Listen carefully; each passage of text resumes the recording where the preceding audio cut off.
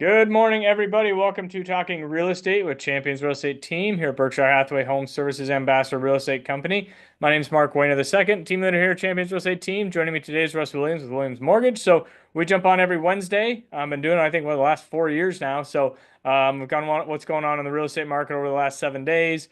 Obviously, holiday season and things like that. But we've been starting it out with a quick tip. Last week, kind of, I guess, is Russ would say dovetailing on what we had last week. We were talking about our property taxes, and I had our mastermind meeting yesterday, and we were talking about that with other agents here in the office. About 15 of us get together once a month, get a good rundown of what we're seeing in the marketplace, just so you get a broad view of what's going on. And looking at those property taxes that got reduced, if you haven't noticed, you should check out your Douglas County, Sarpy County, whatever county assessor property valuations and your property tax value there. Basically, what has happened was essentially the mill levy went down. And so I know some of the agents in our mastermind, their property taxes actually went up. Well, your property taxes may go up if your value has gone up from the previous year, but if you look at the mill levy, it's gone down. I know there are some the agents that we were looking in there, just in the meeting, they're looking up on their phones, their mill levy went from 2.8 to 2.2. So that 60-cent drop. I know my mill levy, I live out by Blair, kind of in the rural area, so our mill levy is a lot lower than what it is here in the city, in Omaha area, went from 1.7 to 1.1. So they saw about a 60-cent decrease on that mill levy, so that's what we're seeing there. So what does that mean for today? So the buyers today, and I just on a couple of my investment properties, I saw like my monthly payment's going to go down $60 a month.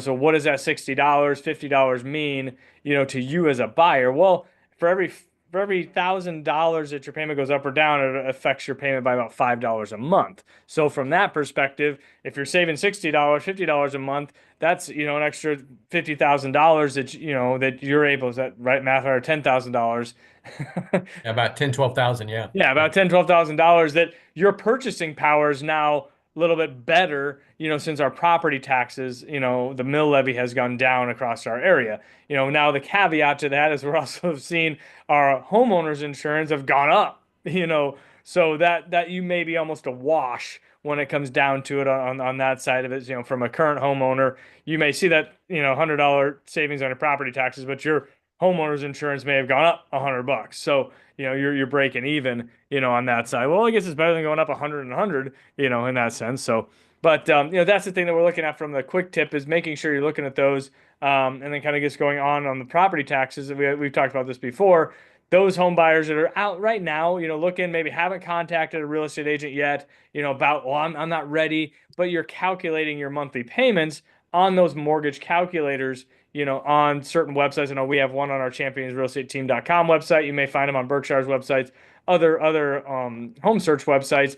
But those numbers, that monthly payment calculator is not taking into effect the property taxes and homeowners insurance. So those numbers you're going to need to plug in there. So I guess just kind of going on that side note there. But yeah, so what we're seeing, obviously, summarizing, property mill levy taxes, property tax mill levies have gone down, kind of across the board a little bit, but depending on what your valuation is, you may see a reduction in your property taxes, you may see it the same, may see a little bit of an increase. It all, it's all individually based on kind of what's going on your specific situation. If you have questions, or anything like that, feel free to reach out to us. We're happy to go over it, go into more in depth on your situation, what we can do to help you out as far as, the big picture of it and how that affects you as a home buyer, even a home seller, and that side of it. So let's jump in here and I guess take a look at it. Do you have anything you want to add on that, Russ, at all? No, I think that was spot on. Yeah. If Okay. you need examples for your situation, reach out to Mark or me.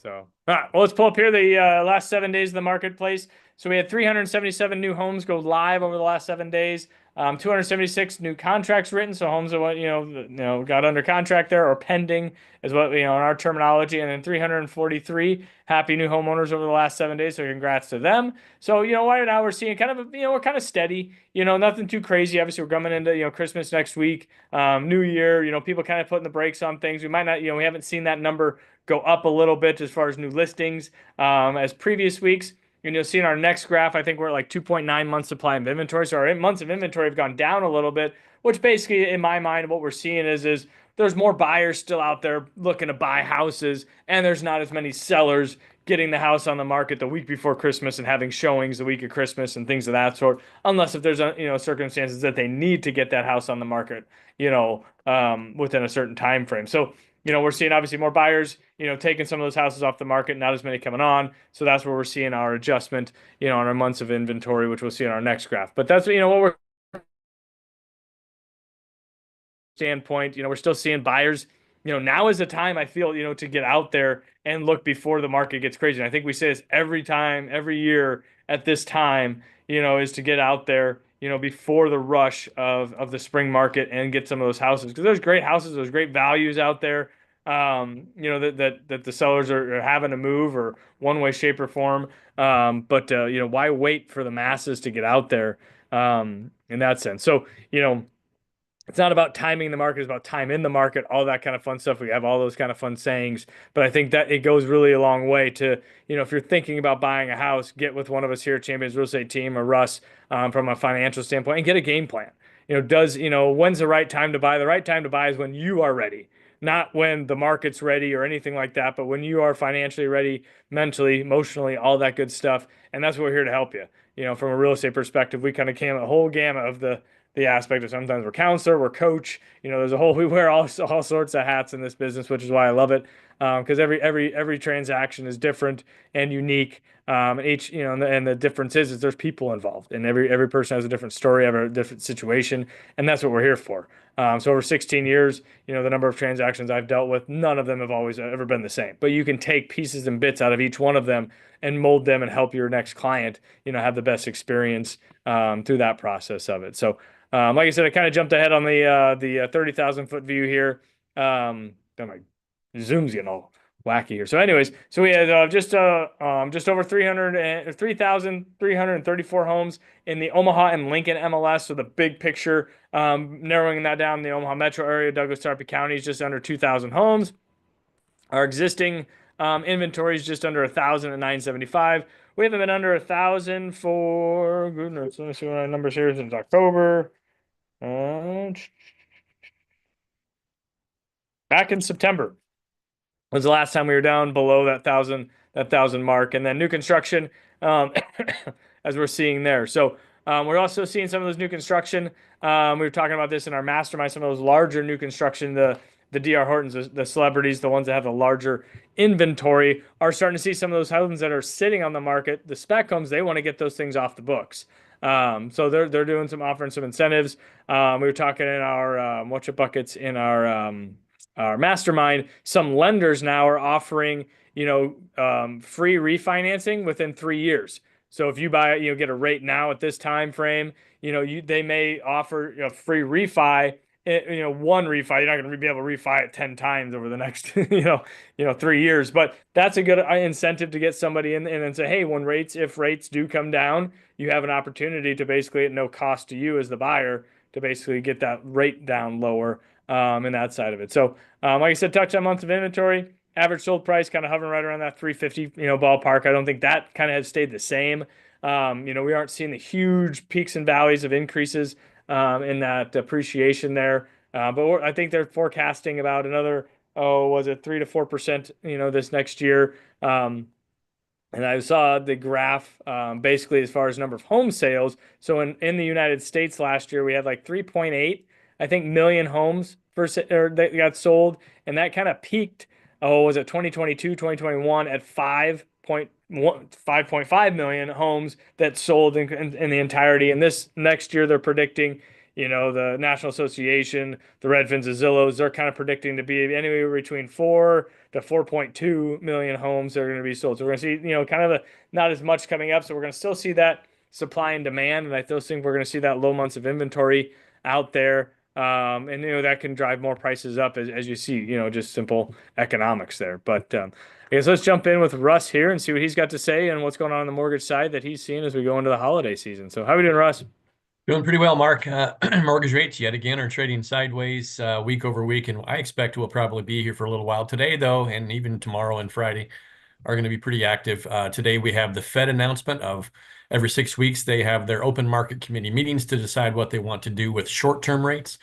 And the market has all but priced in that they expect a 0.25% drop in the short-term rate. Now, keep in mind that's going to affect things like credit cards, student loans, auto loans. That does not directly affect mortgages. Mortgages have already kind of priced that in. However, what will affect mortgages today is what they say in their press conference at around 2:30. It's expected, at least the consensus right now, is that they may allude to the economy being a little bit more resilient than what they thought, and inflationary pressures being a little bit more sticky than what they had hoped. And that could portend that we might see fewer short-term rate cuts in 2025. If they do say that, the market won't necessarily like that. The bond market won't, and we could actually see mortgage rates move upwards a little bit as we move through the holidays. So just be aware of that, that when you hear the Fed drops rates this afternoon, which I think they probably will, that doesn't mean that mortgage rates have come down, but it does give a good opportunity to take a look at where you're at and decide what your plan of action needs to be. Now, I will say that with everything going on around the world, whether it be drones or wars or rumors of wars or whatever it might be, instability typically is good for mortgage rates. And so if we happen to see some escalation in some conflicts, that could actually help mortgage rates improve over the course of the next few weeks. Now, the way that some of the data works that the Fed watches, I don't expect we're going to see a lot of improvement in the economic data until we hit February, in which case we might see some improvement then. But obviously that could be upset in the event that some geopolitical things, start to spike up. But having said that, there is still grant money available for first-time buyers. So to Mark's point, get out there now and buy the house now and use some of that low cost or free or discounted money to buy the house that you might want. With taxes having improved a little bit as a result of those levies coming down, you have an opportunity here. As we head to the spring months, we could see, and we expect to see, a lot of pent-up demand come off the sidelines. It does every year, and that will start to put, number one, more upward pressure on home prices, but also it might limit your ability to get help from the seller, whether that be price negotiations for reductions or even seller help. So I encourage you to get a hold of Mark and his team now versus later and put a plan together. Yeah. Yeah, that's the biggest thing is just get with us and let us know what we can do to help you. And that's kind of the fun part about our business is getting that stuff dialed in for you in that regard. So, but yeah, I think that's kind of all we have for today. So I think next Wednesday is Christmas. So for those that are celebrating Christmas, Merry Christmas to everybody. We probably won't. I don't know if my wife will let me jump on Christmas Day and do my video, but usually I try to do it. So maybe we'll jump on Thursday or something like that. But we'll still keep you informed. And like I said, have any questions or anything, give us a holler, and we're happy to help. And take care. And we will see everybody next week, but maybe not on Wednesday. So we'll have to see. So.